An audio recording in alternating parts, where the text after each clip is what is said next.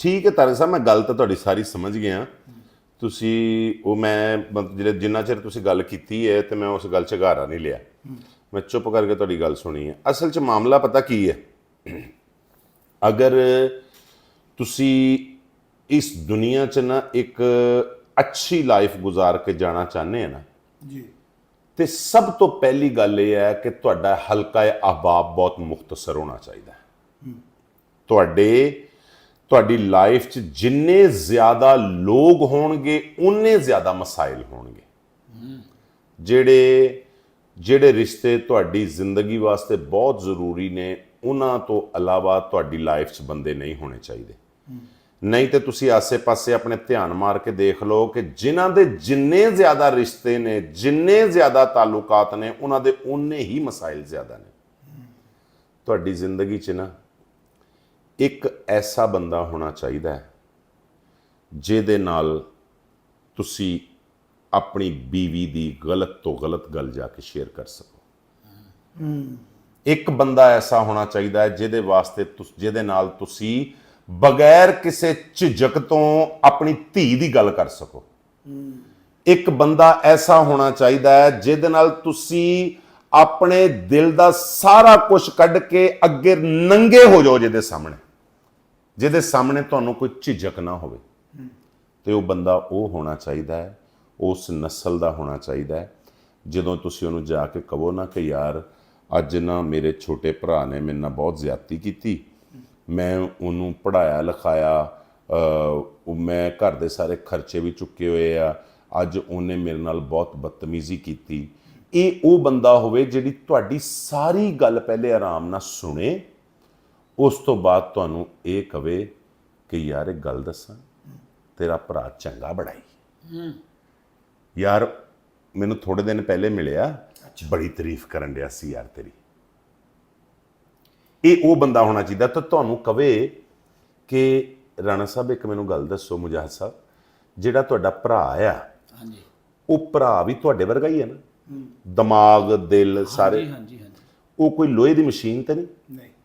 ਉਹਨੂੰ ਕਿਸੇ ਪਰੇਸ਼ਾਨੀ ਦੀ ਵਜ੍ਹਾ ਤੋਂ ਗੁੱਸਾ ਆ ਸਕਦਾ, ਹੋ ਸਕਦਾ ਆ ਕਿ ਉਸ ਟਾਈਮ ਉਹ ਉਸ ਹਾਲਤ 'ਚ ਹੋਵੇ ਜਿਹਦੇ 'ਚ ਉਹ ਅੰਦਰੋਂ ਨਿਕਲਿਆ, ਉਹਦੀ ਆਪਣੀ ਬੀਵੀ ਨਾਲ ਕੋਈ ਰੌਲਾ ਹੋਵੇ, ਉਹਨੂੰ ਕੋਈ ਹੋਰ ਪ੍ਰੈਸ਼ਰ ਹੋਵੇ ਜਿਹਦੀ ਵਜ੍ਹਾ ਤੋਂ ਉਹਦੇ ਮੂੰਹ 'ਚੋਂ ਕੋਈ ਗੱਲ ਨਿਕਲੀ ਹੈ ਤੈਨੂੰ ਬੁਰੀ ਲੱਗ ਗਈ। ਉਹ ਯਾਰ ਤੇਰਾ ਤਾਂ ਭਰਾ ਚੰਗਾ ਹੀ ਬਹੁਤ ਆ, ਤੂੰ ਐਵੇਂ ਗੁੱਸਾ ਕਰੀ ਜਾਂਦਾ। ਨਾ ਨਾ ਨਾ ਨਾ ਨਾ, ਭਰਾ ਨਹੀਂ ਲੱਭਦੇ। ਇਹ ਬੰਦਾ ਹੋਣਾ ਚਾਹੀਦਾ। ਤੇ ਇਹ ਜਿਹੜਾ ਬੰਦਾ ਹੈ ਨਾ ਜ਼ਰੂਰੀ ਇਸ ਵਾਸਤੇ, ਤੁਸੀਂ ਦੇਖਿਆ ਨਾ, ਮੈਂ ਬਹੁਤ ਸਾਰੀਆਂ ਫੌਤਗੀਆਂ ਤੇ ਇੱਕ ਗੱਲ ਸੁਣੀ ਹੈ ਕਿ ਪੁਰਾਣੀਆਂ ਮਾਈਆਂ ਇਹ ਗੱਲਾਂ ਕਰਦੀਆਂ ਹੁੰਦੀਆਂ ਸੀ, ਬਸ ਉਹਦੇ ਢਿੱਡ 'ਚ ਨਾ ਦੁੱਖਾਂ ਦੇ ਹੀ ਗੋਲੇ ਬਣ ਗਏ ਸੀ। ਸਹੀ ਕਹਿੰਦੇ ਹੁੰਦੇ ਸੀ ਨਾ ਕਿ ਗੋਲੇ ਹੀ ਬਣ ਗਏ ਉਹਦੇ ਅੰਦਰ। ਉਹ ਗੋਲੇ ਨਾ ਅਸਲ 'ਚ ਇਹ ਹੁੰਦੇ ਨੇ ਕਿ ਜਿੱਲੇ ਤੁਹਾਡੇ ਨਾਲ ਕਿਸੇ ਨੇ ਜ਼ਿਆਦਤੀ ਕੀਤੀ, ਤੁਹਾਡੇ ਨਾਲ ਤੁਹਾਨੂੰ ਕੋਈ ਦੁੱਖ ਆ, ਤੁਹਾਨੂੰ ਕੋਈ ਪਰੇਸ਼ਾਨੀ ਹੈ, ਉਹ ਤੁਸੀਂ ਕਿਸੇ ਨੂੰ ਦੱਸ ਹੀ ਨਹੀਂ ਸਕੇ। ਉਹ ਗੋਲੇ ਇਹਦੇ ਬਣਦੇ ਹੁੰਦੇ ਸੀ ਕਿ ਤੁਹਾਡੇ ਤੇ ਕਿਸੇ ਗੱਲ ਦਾ ਪ੍ਰੈਸ਼ਰ ਹੈ, ਤੁਹਾਡੇ ਨਾਲ ਕਿਸੇ ਨੇ ਜ਼ਿਆਦਤੀ ਕੀਤੀ ਹੈ, ਉਹ ਤੁਹਾਡੇ ਤੇ ਇੰਨਾ ਤੁਹਾਡੀ ਬੋਡੀ ਤੇ ਉਹਨੇ ਅਸਰ ਕੀਤਾ ਕਿ ਤੁਹਾਡਾ ਬਲੱਡ ਪ੍ਰੈਸ਼ਰ ਉੱਤੇ ਰਹਿਣ ਲੱਗ ਪਿਆ। ਤੁਹਾਡੇ ਨਾਲ ਕੀ ਹੋਇਆ ਕਿ ਤੁਸੀਂ ਰਾਤ ਨੂੰ ਸੌਣਾ ਘੱਟ ਹੋ ਗਏ। ਜਿੱਲੇ ਇੱਕ ਬੰਦੇ ਦੀ ਨੀਂਦ ਨਹੀਂ ਪੂਰੀ ਹੁੰਦੀ ਹੈ, ਅੰਦਰ ਰਿਪੇਅਰਿੰਗ ਨਹੀਂ ਹੁੰਦੀ, ਤੇ ਉਹਦਾ ਕੀ ਹੋਇਆ ਕਿ ਅੰਦਰ ਦੀਆਂ ਬਿਮਾਰੀਆਂ ਉੱਠ ਪਈਆਂ। ਉਹ ਕੱਲਾ ਉਹਨਾਂ ਨਾਲ ਲੜਨਾ ਸ਼ੁਰੂ ਹੋ ਗਿਆ। ਉਹਦੇ ਦਿਮਾਗ ਨੇ ਆਪਣੇ ਆਪ ਨੂੰ ਕਿਹਾ ਕਿ ਯਾਰ ਮੈਂ ਕੱਲਾ ਹੀ ਹਾਂ। ਇਹ ਕਰਦਿਆਂ ਬਿਮਾਰੀਆਂ ਜਿਹੜੀਆਂ ਉਹਨਾਂ ਨੇ ਹਮਲਾ ਕਰਤਾ। ਇਸ ਵਾਸਤੇ ਪੁਰਾਣੇ ਲੋਕ ਕਹਿੰਦੇ ਹੁੰਦੇ ਸੀਗੇ, ਇਹ ਉਹ ਲੋਕ ਹੁੰਦੇ ਸੀਗੇ ਜਿਨ੍ਹਾਂ ਦੇ ਕੋਲ ਦੁੱਖ ਸ਼ੇਅਰ ਕਰਨ ਵਾਸਤੇ ਬੰਦਾ ਨਹੀਂ ਸੀ ਹੁੰਦਾ। ਇਸ ਵਾਸਤੇ ਆਪਣੇ ਤਾਲੁਕਾਤ ਘੱਟ ਤੋਂ ਘੱਟ ਲੋਕਾਂ ਨਾਲ ਰੱਖੋ, ਲੇਕਿਨ ਇੱਕ ਤੁਹਾਡੀ ਸਹੇਲੀ ਇਦਾਂ ਦੀ ਬੰਦਾ ਹੋਣਾ ਚਾਹੀਦਾ ਹੈ ਜਿਹਦੇ ਨਾਲ ਤੁਸੀਂ ਆਪਣਾ ਹਰ ਦੁੱਖ ਦਰਦ ਹਫ਼ਤੇ 'ਚ ਇੱਕ ਵਾਰੀ, 5 ਦਿਨਾਂ 'ਚ ਇੱਕ ਵਾਰੀ, ਮਹੀਨੇ 'ਚ ਇੱਕ ਵਾਰੀ ਤੁਸੀਂ ਜਾਓ, ਉਹਦੇ ਨਾਲ ਗੱਲਾਂ ਕਰਕੇ ਤੇ ਹਲਕੇ ਫੁਲਕੇ ਟਿਸ਼ੂ ਵਰਗੇ ਹੋ ਕੇ ਵਾਪਸ ਘਰ ਆਓ।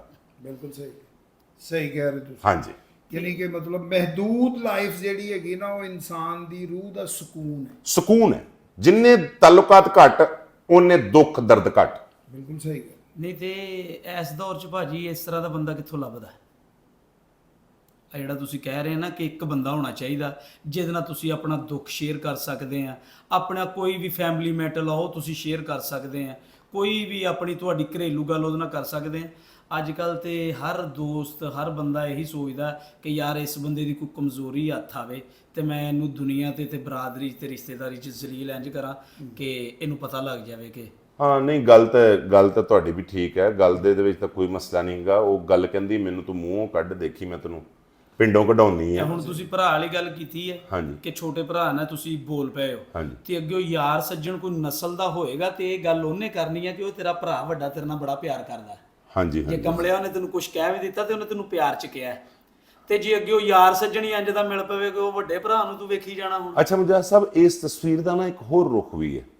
ਇਸ ਤਸਵੀਰ ਦਾ ਇਹ ਰੁਖ ਆ ਕਿ ਤੁਸੀਂ ਨਾ ਉਹ ਬੰਦਾ ਲੱਭਣ ਨਾ ਜਾਓ ਜਿਹੜਾ ਬੰਦਾ ਇਦਾਂ ਦਾ ਹੈ, ਤੁਸੀਂ ਆਪ ਉਹ ਬੰਦੇ ਬਣ ਜਾਓ। ਵਾਹ ਵਾਹ ਵਾਹ ਵਾਹ ਵਾਹ ਵਾਹ ਵਾਹ। ਇਸ ਤਸਵੀਰ ਦਾ ਇੱਕ ਰੁਖ ਇਹ ਵੀ ਹੈ ਬਿਲਕੁਲ ਸਹੀ। ਕਿ ਤੁਸੀਂ ਆਪ ਉਹ ਬੰਦੇ ਬਣ ਜਾਓ ਕਿ ਤੁਸੀਂ ਲੋਕਾਂ ਦੇ ਦੁੱਖ ਦਰਦ ਅੰਦਰ ਕਬਰਸਤਾਨ ਬਣਾ ਕੇ ਤਾਂ ਉਹਨਾਂ ਨੂੰ ਦਫਨਾਈ ਜਾਓ, ਉਹਨਾਂ ਨੂੰ ਸਹੂਲਤਾਂ ਦਿਓ। ਇਸ ਤੋਂ ਵੱਡਾ ਵੀ ਕੋਈ ਚੰਗਾ ਕੰਮ ਇਸ ਕਾਇਨਾਤ ਤੇ ਹੋ ਸਕਦਾ ਹੈ ਕਿ ਤੁਸੀਂ ਲੋਕਾਂ ਨੂੰ ਸਕੂਨ ਦੇਣ ਲੱਗ ਪਵੋ, ਲੋਕ ਤੁਹਾਡੇ ਕੋਲ ਆਉਣ, ਆਪਣੇ ਦੁੱਖ ਦਰਦ ਦੱਸਣ ਤੇ ਤੁਸੀਂ ਉਹਨਾਂ ਨੂੰ, ਜਿਹੜਾ ਘਰੋਂ ਇੱਕ ਬੰਦਾ ਤੁਰਿਆ ਹੈ ਤੇ ਇਸ ਜ਼ਿਹਨ ਨਾਲ ਤੁਹਾਡੇ ਕੋਲ ਆਇਆ ਕਿ ਮੈਂ ਸਵੇਰੇ ਵਿਹੜੇ ਦੇ ਵਿੱਚ ਕੰਧ ਕਰਾ ਦੇਣੀ ਹੈ, ਉਹ ਤੁਸੀਂ ਉਹਨੂੰ ਇਦਾਂ ਦਾ ਕਰਕੇ ਵਾਪਸ ਭੇਜੋ ਕਿ ਉਹ ਸਵੇਰੇ ਜਾ ਕੇ ਉੱਠਦਾ ਹੀ ਆਪਣੇ ਭਰਾ ਨੂੰ ਜੱਫੀ ਪਾ ਲਵੇ। ਵਾਹ ਵਾਹ। ਜੇ ਤੁਸੀਂ ਬੰਦਾ ਲੱਭਣ ਨਾ ਤੁਰੋ ਤੇ ਤੁਸੀਂ ਆਪ ਉਦਾਂ ਦੇ ਬੰਦੇ ਬਣ ਜਾਓ ਤੇ ਉਹ ਜਿਹੜਾ ਬੰਦਾ ਹੈ ਨਾ, ਉਹ ਤੁਹਾਡੀ ਜ਼ਿੰਦਗੀ 'ਚ ਰੱਬ ਭੇਜੇਗਾ ਫਿਰ। ਵਾਹ ਵਾਹ ਵਾਹ ਜੀ ਵਾਹ। ਬਹੁਤ ਅੱਛੀ, ਬਿਲਕੁਲ ਸਹੀ ਗੱਲ ਹੈ। ਇਦਾਂ ਹੀ ਹੈ। ਹਾਂ, ਤੇ ਹੁਣ ਇਸ ਤਰ੍ਹਾਂ ਦੇ ਕੋਈ ਯਾਰ ਸੱਜਣ ਪੂਰੇ ਪਰੇ ਕੋਈ ਗੱਲ ਜੇ ਕੋਈ ਕਿਸੇ ਨਾਲ ਕਰਦਾ ਵਾ ਤੇ ਉਹ ਜੇ ਕਿਸੇ ਦੇ ਭਰਾ ਨਾਲ ਗੱਲ ਕੀਤੀ ਹੈ ਕਿ ਯਾਰ ਤੇਰਾ ਭਰਾ ਰਾਤੀ ਆ ਕਹਿਣ ਡਿਆ ਸੀ, ਉਹ ਚਾਰ ਕੋਲੋਂ ਲਾ ਕਰ ਦਿੰਦਾ, ਹਾਲਾਂਕਿ ਉਹਨੇ ਕੋਈ ਗੱਲ ਵੀ ਨਹੀਂ ਕੀਤੀ ਹੁੰਦੀ। ਹਾਂਜੀ ਹਾਂਜੀ ਹਾਂਜੀ ਇੰਤਸ਼ਾਰ ਲੋਕ ਫਲਾਉਣ ਵਾਲੇ ਹਾਂਜੀ, ਨੇ ਹਾਂਜੀ, ਹਾਂਜੀ, ਹੁਣ ਹਾਂਜੀ। ਕੋਈ ਉਹ ਬੰਦਾ ਨਹੀਂ ਕਿ ਜਿਹੜਾ ਤੁਹਾਨੂੰ ਇੱਕ ਕਰੇ। ਹਾਂਜੀ, ਹੁਣ ਤੇ ਖੇਰੂ ਕਰਨ ਵਾਲੇ ਹਾਂਜੀ ਹਾਂਜੀ ਘਰ ਵੀ ਤੇ ਬਾਹਰ ਵੀ। ਜੀ ਜੀ ਜੀ ਜੀ ਇਸੇ ਵਾਸਤੇ ਮੈਂ ਕਹਿ ਰਿਹਾ ਕਿ ਇਸ ਲਾਈਫ ਨੂੰ ਮਹਿਦੂਦ ਰੱਖੋ, ਤੁਸੀਂ ਲੋਕਾਂ ਵਾਸਤੇ ਆਸਾਨੀਆਂ ਕਰੋ। ਮਾਲਕ ਗਫੂਰ ਰਹੀਮ ਹੈ, ਮਾਲਕ ਤੁਹਾਡੀ ਜ਼ਿੰਦਗੀ 'ਚ ਆਪੇ ਹੀ ਉਹ ਬੰਦਾ ਭੇਜ ਦੇਗਾ ਜਿਹੜਾ ਤੁਹਾਡੇ ਸਕੂਨ ਦਾ ਬਾਇਸ ਵਾਹ ਵਾਹ ਜੀ ਵਾਹ।